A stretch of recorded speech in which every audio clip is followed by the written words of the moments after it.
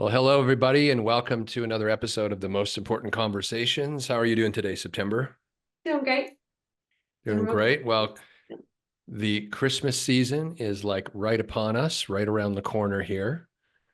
And we do this every year. And you and I were just talking about, why do we do this every year? And like, what is, how do we relate to these kinds of things, right? These holiday seasons. Your question was like, once you start to transform who you are and where you're coming from, and you're living a life of integrity by design that's coming from within you, how do you relate to these sort of external cultural things that were invented by a bunch of dead men a long time ago, and we still kind of drag them forward? I mean, that's the reality of what it is, right? Yes, So true. anyway, frame your question another way, I Yeah, guess. but how do you handle that? My kids are adults now, so when they were little, I mean, yours are getting to the age where they're young adults. Your daughters are young adults. Yeah. And so decorating for Christmas and doing the Santa Claus and all the stuff, just as my kids are adults now, I have no interest in doing any of that. I'm not aligned with the message of what Christmas should be, and then the message of what Christmas is in terms of how it's being delivered to us. And I was saying that it's really just become this big marketing strategy for the end of the year for consumers and increasing uh, for the economy and what that looks like for our economy. So I have thought about that as I've moved in. I mean, this is my fourth year into TMIC now, and really being mindful of choosing, like, well, is this by my own design? Am I doing this out of my own design, or am I doing this because it's what's expected of me as a mom or expected of me as a daughter? So my mom's big on Christmas and she always has a bunch of Christmas trees in her house. I don't do any of that stuff. I'm just Mm. not interested in getting caught up into the consumerism of it, of being a consumer in that period of time during that month. Same thing for like Mhm. Valentine's Day and all these Yeah. other odd holidays to me. They're just strange. Why do you need a special day to celebrate who you love? Like, shouldn't you do that every day? I thought that years ago about Valentine's Day. I was actually like, my objective is to um, use Valentine's Day as the one day that I love and take care of myself and ignore everyone else. And then the rest of the year, I'm in relationship and I'm paying attention to how I show up and all of that. So it's kind of a flip. It's almost an act of rebellion, against these holidays. Yeah. Well, I mean, the holiday thing is tied into um, a bigger conversation about the nature and the essence of belief, Mm. and why we believe what we believe, and realizing that our beliefs are a choice. It doesn't feel that way oftentimes because we kind of, as a result of growing up in the conditions of the society that we have, it feels like this is real life, right? Like, Right. um, but they don't celebrate Christmas or Valentine's Day or any of these holidays in every country, and they have different holidays. When I was in um, Bali last year, I just happened to be there during the Balinese New Year, and the Balinese New Year. Let's see, I think it's called. It's in April, and I want to pronounce it right. I think it's called Nipe. Um, Let me just check here. See, yeah, it's NYEPI, Nipe or Nipi. I'm not sure how they pronounce it. But anyway, this was a festival which is anchored in, very firm beliefs. Bali is a predominantly Hindu country, and and then they have this New Year's celebration, and they march all of these. It's kind of a mix between New Year meets Halloween meets Christmas, kind of all mashed up sort of thing, because it's kind of, so it's their New Year. Okay, but then the other thing that they do is they have these like demons on these big posts, and they're like, you know, 15-foot tall demons, and there's like people holding it from the ground, and they're, we're walking through the streets, and they're sort of like, they walk these demons into the graveyard, and it's sort of like this symbolism of the darkness moving into the light and a new year, so all of these sorts of things, which we have our own versions of that, in the Western world. But the point is that um, if any of these things were absolutely true, everyone would agree on it. It's like, everyone looks up at the sky during, the daytime and says, oh, the sky is blue in whatever language your uh, blue is for you, right? So this is like, we have agreement. This is blue. um, we don't have agreement on much in our world, but there are things we do have some agreement on, which leads me to question, well, what about the things we don't have agreement on? So those things must not be absolutely true. They're only conditionally true relative to the society in which you're in. I was actually on a call earlier today with someone, and we were talking about how crazy perception is, because from our vantage point, from our lens, everything that we are perceiving and experiencing is real for us. But I said to this person, the thing about it is that there's like millions of different realities, billions. There's 8 billion realities currently being experienced on this planet. And some of those realities share attributes and some of them don't. And so there's 8 billion different realities, and what we call culture and society is our attempt to form some kind of a social contract or an agreement of a shared reality, right? But think about how crazy it is. We've created it. So there was no shared reality. And then, so let's coming back to Christmas, through all of the machinations of history and what went down to create the context for what Christmas is now. And that's a whole historical thing we can look at. We have this shared reality of Christmas, but not everyone has it in the world. So it's not absolutely true. If you believe it's absolutely true, this is the weird thing about the human mind. If you believe it's absolutely true, it is. If you believe it's not, it's not. This is the whole thing about perception and reality, and which can be very confusing for human beings. But basically, the world exists in a state of no meaning, and we human beings bring meaning to it through our belief. It's an act of creation. It's another way to look at it is the deer are not celebrating Christmas. So there's something here, and I was thinking about this morning. I'm really advocating for people to get back to what I would call nature consciousness, which is what is your naturalness and what is natural for you authentically as a person outside of the conditioning of society. When you look at animals, their being and doing is collapsed. It's the same thing. You cannot say to the deer, don't do deer things, because then it would be neglecting its beingness. So it's a deer does what it does because it's being what it's being. Humans, it's interesting because we have this ability to create, to imagine. We live in a world of symbols and language and all of this kind of stuff. So we have the ability to separate our being and our doing.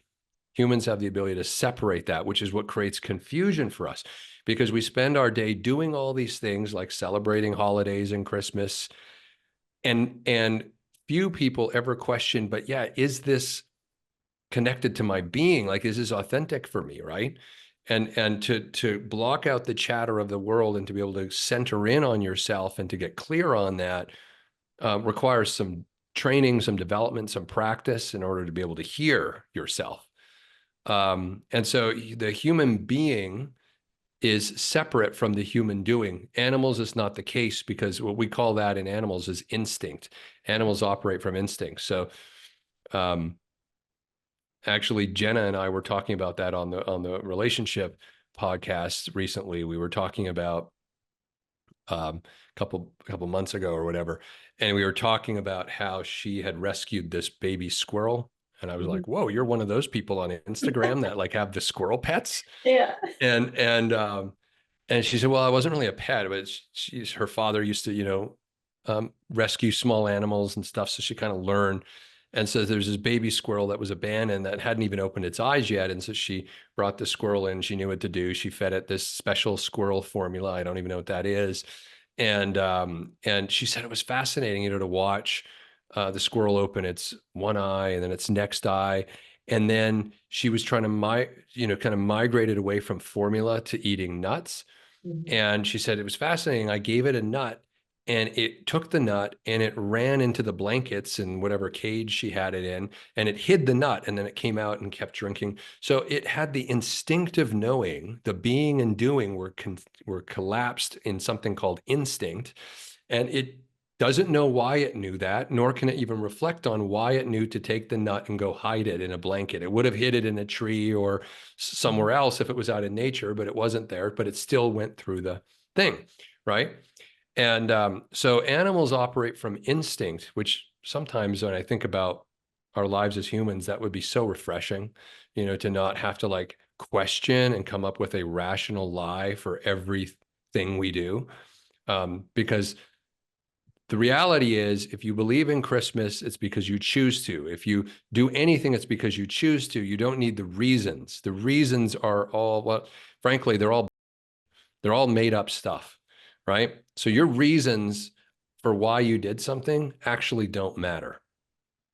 And the only authentic reason why we do anything is because I chose to. You don't And it have makes, to. Go it ahead. makes me think of religion and the different types of religion. And I want to read this quote here from Pope Francis that he had said to the children in Singapore. He said, all religions are paths to reach God. They are to make a comparison, like different languages, different dialects to get there. But God is God for everyone. If you start to fight saying, my religion is more important than yours, mine is true and yours isn't, where will that lead us? There's only one God, and each of us has a language to arrive at God. Some are Shiite, some are Muslim, Hindu, Christians. There are different ways to God. Well, now that's of a mind of somebody who does believe that there's a God. Yeah. That it's a matter of belief. Going back at what you're saying, it's the programming, and I think a big part of our work with TMIC has a lot to do with take a pause and ask yourself, is this belief of my own choice? Or is this Yeah. my belief because I grew up in a Catholic home, so therefore I need to be Catholic and I need to continue that? And then looking at, well, if I don't continue that, and really questioning, if I don't go to church, am I going to go to hell? And then there's this belief and idea of hell. For some people, they have that belief. And it comes back to, looking at the holidays. And when we talk about Christmas, it's a Christian holiday.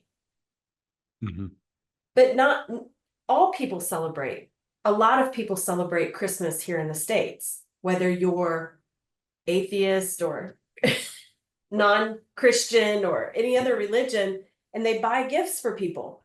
We have a Yeah. large Jewish community within my community, and so there's a lot of religions that we have to work around, and they still celebrate, and that's their belief. It's what they feel to be true for themselves.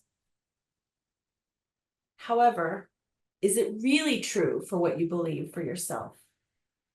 Going back to what I was saying about, I choose not to get into the quote holiday spirit. What does that even mean? And I began to question, like, what does that really mean? That I've got to take time out of my day to go into the attic and get my Christmas decorations and remove all of my daily decorations and set up the Christmas decorations for what purpose? I don't understand it. Now I have a cousin who puts her Christmas tree up right after Halloween. She loves decorating for Christmas. It does something to her. It gives her a spirit of something. I don't really connect with that.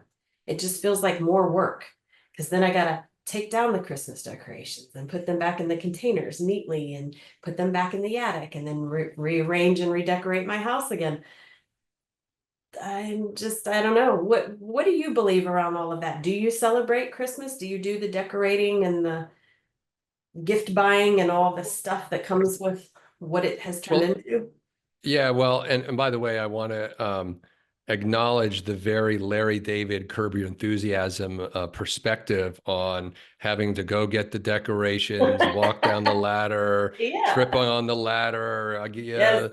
the glitter all, oh, there's the glitter. I got to vacuum the glitter, right? I mean, when you I'm right start to, there. yeah, when you start to think about all of the things that, it's like George Costanza and Seinfeld, what can happen? What can happen? He's like worried about. So you're bringing all the decorations out. And what can happen is you have glitter and sparkles and tinsel and stuff everywhere. And so, yeah, on the face of it, it's messy, right? And It it's is. work and it's obnoxious, but it's only because you don't value it in the way that other people value it. Here's another perspective. So I do the Christmas thing, and not because I'm Christian or anything like that. I mean, I grew up in a Catholic home, did the whole thing, and I have nothing against actually any religion. I would agree with Pope Francis that these are all um, frameworks that we've created in order to try to access and understand communing with the divine, with the creator, with God, with consciousness, with all of these different things these different words that we use to explain it. I would look at it, September, through the lens of play. So the holiday sort of thing, the holiday spirit is sort of an adult version of play. It's like we get to invent this special experience and we create all the rules. There's a whole little micro universe around playing the game of Christmas. Mhm. And you get gifts, you get awards, you get things. It's, if you look You at get things. Christmas as a game Yeah. that you're enrolled in playing, first of all, it could be a really powerful reframe of a microcosm. Christmas is a microcosm for all of life. That all of life is really an active play. It's creativity and motion. Like, so we're creating the meaning of Christmas. We're creating the customs of Christmas. We're creating the obligations that everyone has to fulfill. We have costumes at Christmas. If you're a priest, you wear a certain robe and there's costumes. We dress up in our finest church wear or whatever, wearing the costume, right? Yes, yes. I'm putting on the church costume. Yes. And so if you look at it through the lens of play, it's quite ridiculous, but also quite powerful, because I advocate all the time that play is a way to access life from a place of creativity and flow. I call it play creativity in action. And so when we're playing, we're not present to the frustration of things, right? So suddenly the glitter on the floor just becomes part of the show. It's like Sure. part of the whole thing, right? Yeah. I Yeah. think there is a problem with how commercialized Christmas has Commercial. become. I Yes. think that it's a great excuse. Everyone's like, do you have to have a reason to have a party? And so, the reason to have this party every year, as far as retailers in a consumer-based economy are concerned, is to give people a reason to go buy a bunch of stuff. If you remove the reason, we wouldn't buy anything at Christmas, right? So that's I think, a more nefarious thing that's just evolved or emerged over the last 100 years, where Christmas has become a consumer holiday. But historically, I mean, we were talking about it before we started today. I mean, Christmas, December 25th, had nothing to do with Jesus. It was a Roman pagan holiday that they just supplanted. That's why we have the Christmas trees. This is part of these old, sort of more pagan customs of nature worship. Bring the tree inside, celebrate life, the end of a year, the beginning of a new year. So that's, historically, and there's a lot more we could say about that, but I don't want to dig into it. So we've supplanted the meaning and we've now said it's a Christian thing. But it's just an act of play. It's just a game. The whole thing's a game. So you're just choosing not to play the game. Yeah. If it was centered around like what you were talking about, like bringing in nature and celebrating life, and if it was commercialized that way, I think it would be more interesting for me. I do Mm, love to buy gifts. I love to give gifts and buy gifts, sure. and I love doing that and making, that's a lot of fun for me. But gosh, I'm an introvert. I'm not the kind of neighbor that, you know, you just come over and want to visit. I'm not that kind of neighbor. I like to keep to myself. In fact, the lady a couple doors down has tried to come over and meet me a few times, and every time I see her, I You run shut back the right back blinds to and the run. house. Yeah, because I don't want it to be that neighbor. Don't, if Yeah, you need something, yes, but how are they going to know that if I don't present myself? Anyways, it's a yeah, thing I'm trying to figure out for myself. What is true for me around this? I haven't quite yeah. nailed it. So to decorate the house, I mean, when my boys were little, of course, it was so exciting to see the boys get excited about it and they're feeling Christmas and they're getting excited about that. And I wanted to create that experience with them. Yeah. But now nobody's gonna come by and see my glitter on the floor. The Mm. glitter it would just be for me. I do like the play on, looking at it through the lens of this is just a play. Is there a way that I can do it where I can have fun and play? Possibly, if I had a staff to go up in the attic and get the decorations and bring them down for me. Or Make you it can a little invent your bit, own version of yeah. play for Christmas. What is Christmas for you? Like you could reinvent that for yourself. For a lot of people, I think it's just getting together with family and friends, and Yeah, that's true. that's really what it is for them. And then they just put on Yeah. costumes. And I mean, it is weird, right? To bring a tree into your house, especially now that we don't even bring trees into the house, like real trees, they're just plastic trees, right? Pop it up and everything's on there. You just Yeah, plug it in. yeah, it's like the Grinch cartoon where it was like the tree was like an umbrella and they could Yeah. close it and open it. That's Yeah. kind of what we created. So it is an odd thing when you really step back and look at it. But I think the heart of it for people is being able to connect with family, being able to connect with friends. Yeah. It does create an external sort of framework to enter into um, a communion with whatever it is that you believe spiritually. So I use it for that purpose. I use it as a time of meditation, contemplation, reflection, for me to connect spiritually. Um, you know, I, I don't get trapped in any of the sort of religious stories Around about. it. Yeah, it's like it's a story. Maybe it happened, maybe it didn't. Sure. But even stories are powerful. I mean, what we learned from Joseph Campbell is that, humans need myths and they need stories in order to, as a way to access reality. We are very moved by metaphor and these sorts of things. So, and that's just the nature of being human. Otherwise, we would have our being and doing collapsed. We'd be instinctual, exclusively instinctual, and we would just live in the woods like the animals. So the fact that we're not doing that and everything's created, so we've created these reasons, Mhm. you know, and holidays are an example of a reason to get together with people. I mean, I don't know. You I could can see simultaneously that. like play is like if you said to two children, why are you chasing that ball around a field? Mhm. Right?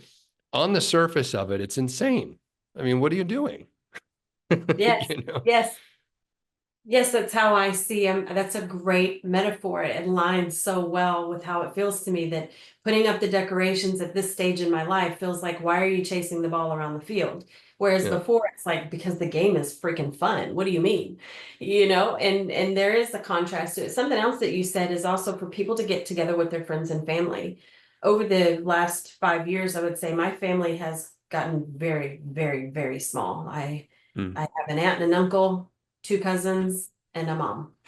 Hmm. And my family's gotten small, and of course I have my sons and some nephews, but we don't get together like we used to.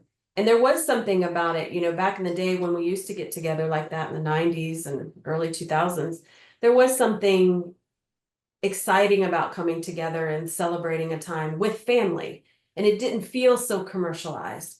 But now that my family's gotten smaller and I don't get to see my family the way that I used to, it's just that piece is removed. And that was a very good, what you just said was very clarifying for me to say, oh, that is the piece that's missing at this stage, and why I really just choose not to get engaged in it outside of buying gifts for people. Now my person, Josh, he has two small children. They're 12, well, he has three, 20, 12, and 8. So of course, getting things decorated and creating a spirit for them during that time is still something that I need to contribute to. It's just inside of my body, I don't feel the excitement that I once felt around holidays any longer. And I think a big piece of it is something that you said about family. And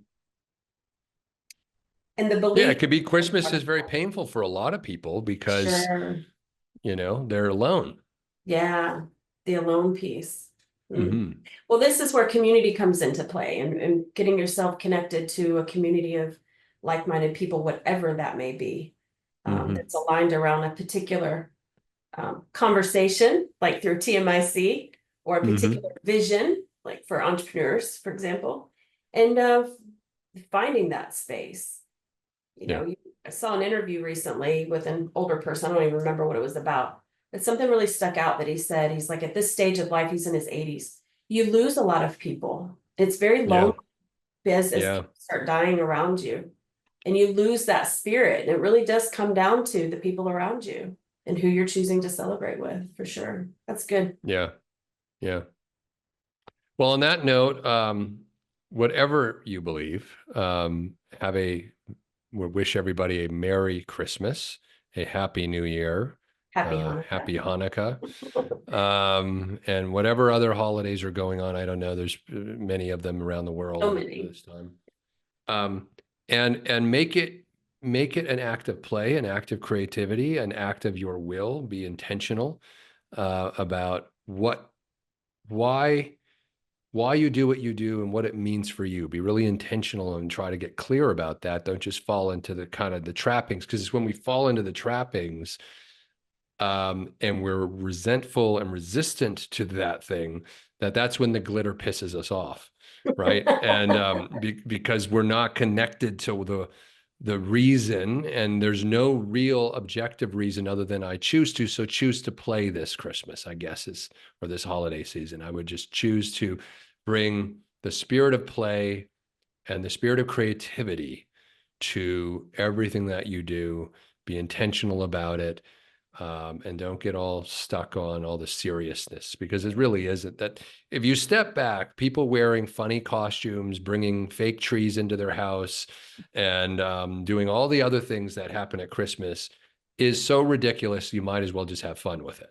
I mean, that's the way I look at it, at least. Yeah, that's a good point, for sure. And the piece of like, well, it's a time to help others, and you should do that every day. You don't need a special day to do that. So Agreed. That's my argument lies, is like, oh, well, but you could be contributing to the homelessness. I could be contributing to the homelessness every single day. I don't need a special holiday to do that. Yeah, and July 13th is perfectly fine. You can do that on July 13th. That's very true. And you can be nice to your family on July 13th. Yeah. And if you want, you can invite them over for dinner.